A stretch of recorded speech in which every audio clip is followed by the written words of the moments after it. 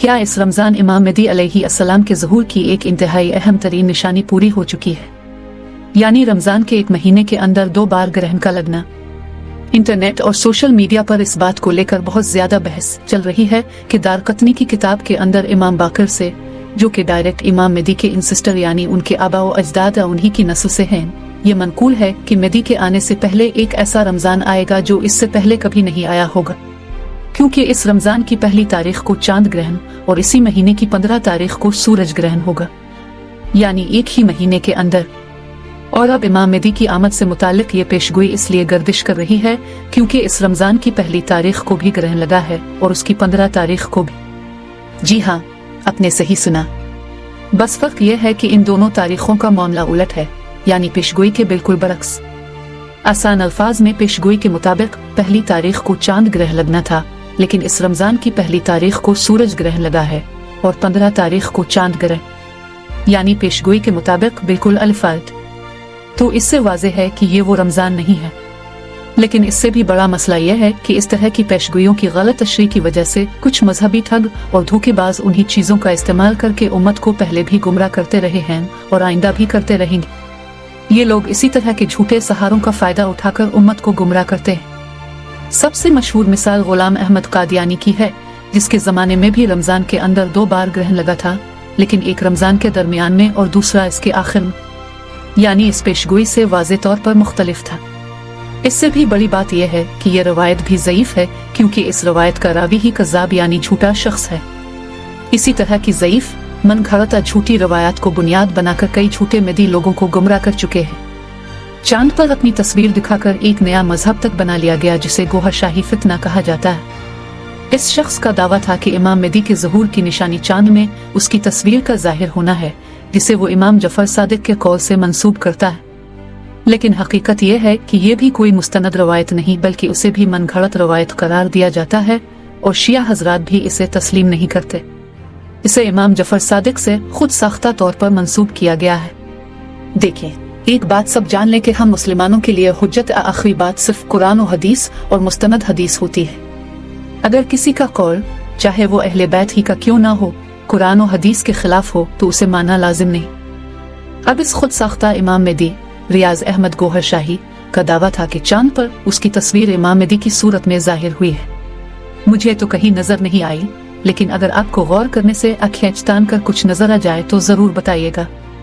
उन्होंने इस दावे के लिए न सिर्फ इमाम जफर सादिक से मंसूब गैर मुस्तनद रवायत का सहारा लिया, बल्कि कुरान करीम की आयत को भी तोड़ मरोड़ कर पेश किया। वाज़े आयत से गलत नतीजा निकालने की कोशिश की, जबकि उन आयत में अल्लाह ताला फरमाता है कि जब तुम कायनात और अपने जिस्म की साख्त पर गौर करोगे तो जान लोगे कि ये किसी इत्तेफाक, इर्तिका या टेक्नोलॉजी का नतीजा नहीं, बल्कि इसका खालिक सिर्फ अल्लाह है। लेकिन उन्होंने क़यामत से मुतालिक आयत को जबरदस्ती अपने दावे पर फंड किया और बात यहाँ तक पहुंची कि गोहरशाही को अल्लाह के तख्त तक पहुंचा दिया। इससे बड़ा खुदाई और क्या हो सकता है। ये कहा गया कि औम महशर में तख्न खुदावंदी पर गोहरशाही बैठेंगे, और ये सब खुद उनके अपने अल्फाज में बयान किया गया, जिसका वाकया मैनचेस्टर से मंसूब किया जाता है। आपके लबों की कसम खा के कहता हूँ, अगर मैं ये कह दूं यौम महशर में तख्ते खुदाबंदी पर सरकार गौहरशाही बैठे होंगे, पिया भय थानेदार अब डर काहे का। और ये किसने कहा है? ये सरकार ने खुद अपनी जबान से कहा। मैनचेस्टर का वाक़या है ये। वैसे आपने शायद नोट किया होगा कि इस तरह के फ्राडिया अक्सर बरतानिया का रुख जरूर करते हैं। ये दर गौहरशाही का है, जहां कोई लिमिट, कोई हुदूद नहीं है। जिस कदर जाया कर लो, वहां कोई तंगी ही नहीं है, वहां कोई कमी ही नहीं है। ना उन्होंने कमाया है जो देते वक्त तकलीफ हो उनको। ये उलमा कहते हैं ना 4 आसमानी किताबें। अब इनसे पूछिए, एक तो हो गया कुरान, कुरान किस पे उतरा? मोहम्मद रसूलुल्लाह पर। दूसरी हो गई इंजील, वो किस पे उतरी? ईसा अलैहिस्सलाम पर। तीसरी हो गई तौरात, वो उतर गई मूसा अलैहिस्सलाम पर। ज़बूर जो है वो सिर्फ मुनाजात है, वो दाऊद अलैहिस्सलाम के पास थे। 1,24,000 पैगंबरों पर ईमान लाते हो, 5 मुरसलीन पर ईमान लाते हो, तो फिर आसमानी किताबें 4 क्यों हैं? उन 4 में से भी एक आसमानी किताब है ही नहीं, ज़बूर। 3 किताबें रह गई। इब्राहीम अलैहिस्सलाम की तालीम किधर है? आदम सफ़ीउल्लाह की तालीम किधर है? ये जो हिंदू हमारे जो भाई हैं, ये जो वैद का जिक्र करते हैं, ये जो वैद है ये आदम सफ़ीउल्लाह की तालीम, लेकिन तुम शामिल ही नहीं करते। अगर तुम शामिल करते तो मुसलमानों को कम से कम इतना पता होता कि ये जो हिंदू कौम है ये काफिर नहीं है, ये भी अहले किताब हैं। अब ये रियाज अहमद गोहर शाही का एक चेला है जिसका नाम है यूनुस अलग गोहर, और इस बंदे की जहालत का लेवल चेक करें कि उसे इतना भी नहीं मालूम कि हर जमाने की कौम के लिए अल्लाह के अहकामात इस दौर के अंदर मुख्तलिफ होते थे और इसी दौर में उन पर अमल करना फर्ज होता था। आज के दौर में उन पिछली किताबों पर अमल करना कोई जरूरी नहीं है और उन किताबों का बाकी रहना या ना रहना मुसलमानों के लिए कोई मानी नहीं रखता, क्योंकि जब नए अहकामात आते हैं तो पिछले अहकामात खुद ब खुद खत्म हो जाते हैं। और कुरान के मामले में भी बिल्कुल ऐसा ही हुआ है। कुरान करीम जो कि क़यामत तक के इंसानों के लिए हिदायत है, इसके आने के बाद पिछली किताबों की अमली हैसियत मुकम्मल तौर पर खत्म हो गई है। कोई इस बंदे को समझाए कि आज भी बाइबल मौजूद है, कहीं खत्म नहीं हुई, लेकिन इसमें ज्यादातर अल्लाह की बड़ाई और तारीफें हैं, शरीयत के अमली काम नहीं। इमेजिन करें कि यह बंदा अल्लाह को समझा रहा है कि तुम्हें नहीं मालूम कि हिंदू भी अहले किताब हैं, जबकि अल्लाह ताला ने कुरान में बार बार अहले किताब का जिक्र करते हुए सिर्फ ईसाइयों और यहूदियों का जिक्र किया है, यानी तौरात और इंजील के मानने वालों का। सूरा उल हज के अंदर अल्लाह पाक बाकायदा एक अलग गिरोह के तौर पर मुशरिकीन का जिक्र करता है जो अल्लाह के साथ शिर्क करते हैं, बिल्कुल इसी तरह जैसे आतिश परस्तों यानी आग की पूजा करने वालों को अलग से बयान किया गया है।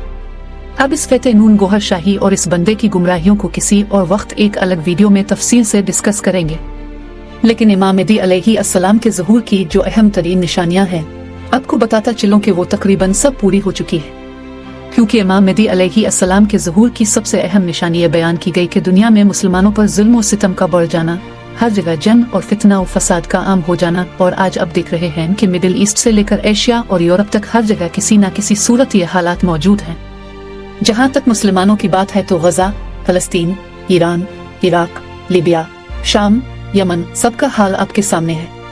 और जो मुसलमान ममालिक इस फहरिस्त में बाकी रह गए हैं, उनका नंबर ग्रेटर इसराइल की तामीर यानी औकन सुलेमानी की तीसरी मर्तबा तामीर के बाद आएगा। इस फितने के दौर में जब मुसलमान अपने अपने मुफाद का सोच रहे होंगे, सिर्फ खुद को बचाना चाहते होंगे, तो उन्हें एक ऐसे लीडर की जरूरत होगी जो उन्हें इकट्ठा करे और कुफ्फार के सामने उनका सिपा सालार बने।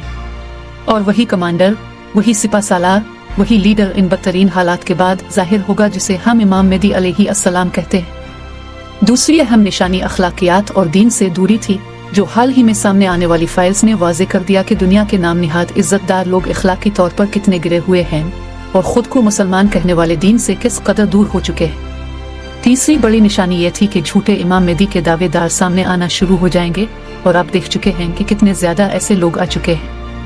हमारे मुल्क पाकिस्तान में ही बीसियों की तादाद में ऐसे दावेदार निकल चुके हैं, और ये सिलसिला कोई आज का नहीं बल्कि सदियों से जारी है।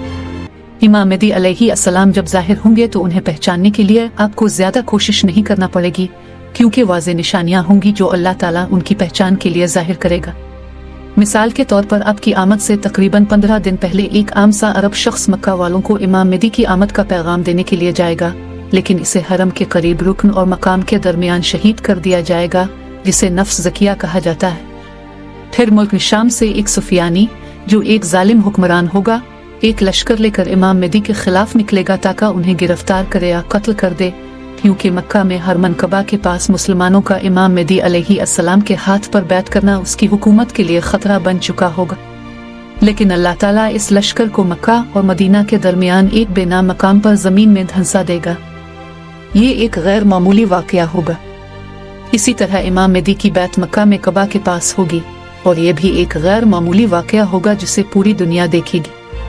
और हदीस में आता है कि आसमान से एक नामालूम आवाज उनके सच्चा होने की गवाही देगी।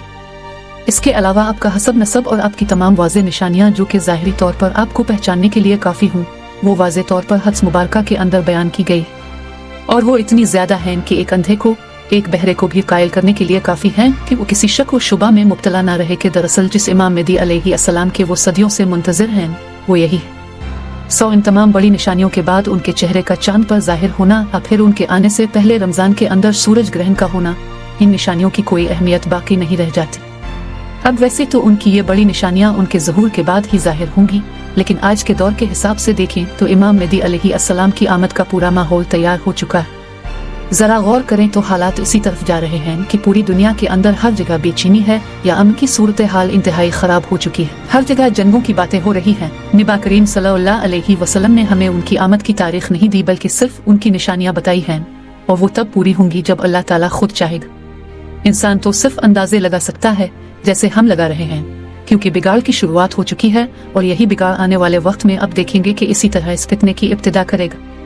इमाम मेहदी अलैहिस्सलाम को अल्लाह पाक यहूदी कौम को पछाड़ने के लिए इसी तरह मुसलमानों का लीडर बनाकर जाहिर करेगा जैसे उनके वालिद ने खैबर के मकाम पर यहूदियों के आबा और अजदाद को पछाड़ दिया था। आज हम मुसलमान शायद इस बात को भूल चुके हों, लेकिन यहूदी कौम उसे नहीं भूली, और इसीलिए अब देखते हैं कि वो पोस्टर उठाकर आज भी मुसलमानों से कहते हैं, खैबर वास योर लास्ट चांस, यानी खैबर तुम्हारे पास यहूदियों को खत्म करने का आखिरी मौका था।